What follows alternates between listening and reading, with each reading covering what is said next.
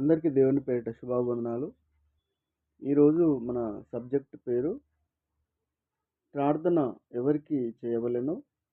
తండ్రికా, క్రీస్తుకా, పరిశుద్ధాత్మకా?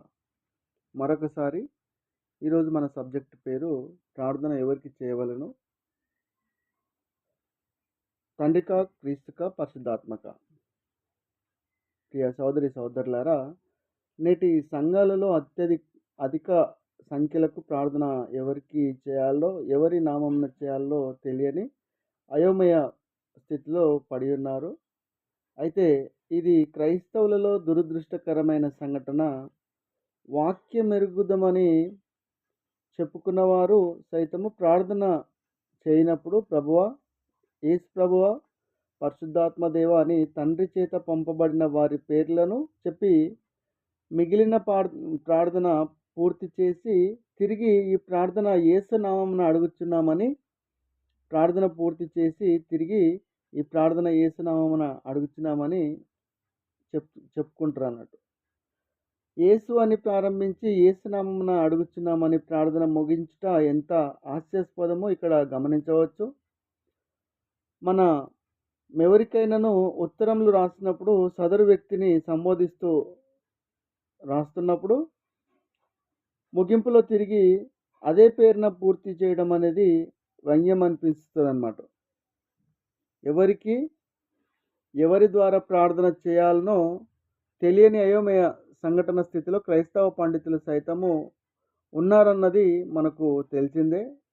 ఈ యొక్క మనము ముందుకెళ్ళినట్లయితే కొన్ని వచనాలను పరిశీలించినట్లయితే మనకు ముందుగా మత్తయి సువార్త 6వ అధ్యాయము 9, 10 వచనాలు ఒకసారి ధ్యానిద్దాం. మత్తయి సువార్త 6వ అధ్యాయం 9, 10 వచనాలు. యేసు చెప్పాను, మీరు ఇలాగున ప్రార్థన చేయుడి, పరలోకమందున్న మా తండ్రి అన్నాడు. అక్కడ ఏమన్నాడు? ఏసేమని చెప్పిండంటే మీరు ఇలాగ ప్రార్థన చేయండి అని డైరెక్ట్ యేసుక్రీస్తు వారే చెప్పారు. ప్రభువారు పరలోకమందున మా తండ్రి అని ప్రార్థన మనము మొదటిగా స్టార్ట్ చేయాలన్నమాట. అదేవిధంగా యోహాను సువార్త 14, 13లో పరిశీలిద్దాం. యోహాను సువార్త 14వ అధ్యాయం 13వ వచనము. మీరు యేసు నామమున దేనిని అడుగుదురో తండ్రి కుమారుని యందు మహిమపరచబడుటకై దాన్ని చేతును. ఇక్కడ ఏమని తెలియపరచబడిందంటే మీరు యేసు నామమున దేన్నైతే అడుగుతారో తండ్రి యేసు నామమున ఏదైతే అడిగితే తండ్రి ఎవరైతే ఉన్నారో ఆయన కుమారుని యందు మహిమపరచడానికి దాన్ని నేను చేస్తాను అని అక్కడ తెలియపరచడం జరిగింది. అదేవిధంగా యోహాను సువార్త 15వ అధ్యాయము 16వ వచనం. యోహాను సువార్త 15వ అధ్యాయం 16వ వచనం ఒకసారి మనం గమనించినట్లయితే మీరు నా పేరట తండ్రిని ఏమి అడుగుదురో అది ఆయన మీకు అనుగ్రహించును అనే మాట అక్కడ తెలియపరచడం జరిగింది. అయితే మీరు తండ్రిని ఏదైతే అడుగుతారో అది మీకు అనుగ్రహించబడుతుంది అని అక్కడ తెలియపరచడం జరిగింది. ఇంకా ముందుకెళ్ళినట్లయితే యోహాను సువార్త 16వ అధ్యాయము 23, 24 వచనాలు ఒకసారి గమనించుదాం. యోహాను సువార్త 16వ అధ్యాయము 23, 24. మీరు తండ్రిని నా పేరిట ఏమి అడిగినను ఆయన మీకు అనుగ్రహించును.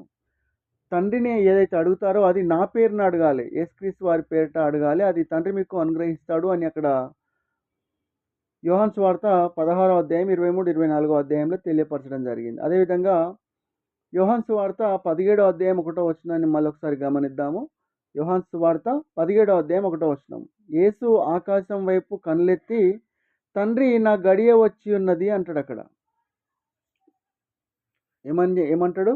ఆకాశం వైపు కన్నులెత్తి తండ్రి నా గడియ వచ్చి ఉన్నది అని అక్కడ తెలియపరచడం జరిగింది. అయితే యోహాను సువార్తలో ఏమంటుండంటే యేసుక్రీస్తు వారు భూమి మీద శరీరధారి అయి వచ్చినప్పుడు తండ్రి నా గడియ వచ్చింది అని తండ్రికి తెలుపుతున్నాడు అనమాట అక్కడ. అదే మనం ముందుకెళ్ళినట్లయితే రోమీలకు రాసిన పత్రిక 7వ అధ్యాయం 25వ వచనంలో ఒకసారి గమనించినట్లయితే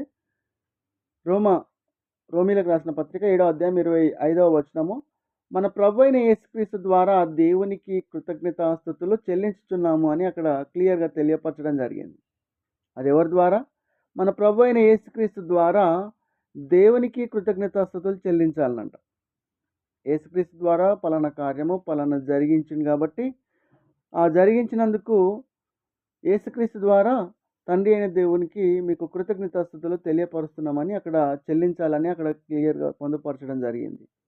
ఎఫెసీలకు రాసిన పత్రిక 5:20లో ఒకసారి మళ్ళీ చూసుకున్నట్లయితే, ఎఫెసీలకు రాసిన పత్రిక 5వ అధ్యాయం 20వ వచనాన్ని మళ్ళీ ఒకసారి గమనించినట్లయితే, మన ప్రభు అయిన యేసుక్రీస్తు పేరిట సమస్తమును గూర్చి తండ్రి అయిన దేవునికి ఎల్లప్పుడూ కృతజ్ఞతాస్తుతులు చెల్లించండి. అక్కడ ఏమని తెలియపరచడం జరిగిందంటే, మన ప్రభు అయిన యేసుక్రీస్తు పేరిట భూమి మీదకి శరీరధారి అయి వచ్చిన యేసుక్రీస్తు పేరిట సమస్తమును గూర్చి మొత్తం అన్నిటిని గూర్చి తండ్రి అయిన దేవునికి ఎల్లప్పుడూ తండ్రి అయిన దేవునికి కృతజ్ఞతాస్తుతులు అనేటివి చెల్లించండి అని అక్కడ తెలియపరచడం జరిగింది. ఇంకొంచెం ముందుకెళ్ళినట్లయితే కొలస్సీలకు రాసిన పత్రిక 3వ అధ్యాయం 17వ వచనాన్ని గమనించినట్లయితే, కొలస్సీలకు రాసిన పత్రిక 3వ అధ్యాయం 17వ వచనము, మాట చేత కానీ క్రియ చేత కానీ మీరేమి చేసిననో ప్రభు అయిన యేసు ద్వారా తండ్రి అయిన దేవునికి కృతజ్ఞతాస్తుతులు చెల్లించుచు సమస్తమును యేసుక్రీస్తు పేరట చేయుడి. అక్కడ ఏమని తెలియపరచడం జరిగింది?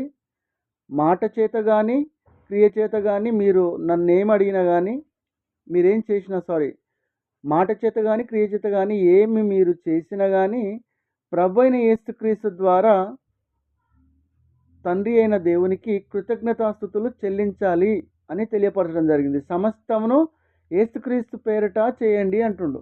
మీ చేసే కార్యక్రమం ఏదైతే ఉంటుందో, ఆయన నడిచిన మార్గంలో మేము నడుస్తున్నాము, నడిచినందుకు మీకు కృతజ్ఞతాస్తుతులు చెల్లిస్తున్నామని యేసుక్రీస్తు నేనే మార్గము, నేనే సత్యము, నేనే జీవం అనేది అయితే తెలియపరిచాడో, ఆయన భూమి మీదకి వచ్చి నన్ను పోలి నడుచుకోండి అని ఏ విధంగా అయితే తెలియపరిచాడో, ఆయనను పోలి నడుచుకుంటూ ఆయన జరిగించిన క్రియలు చేస్తూ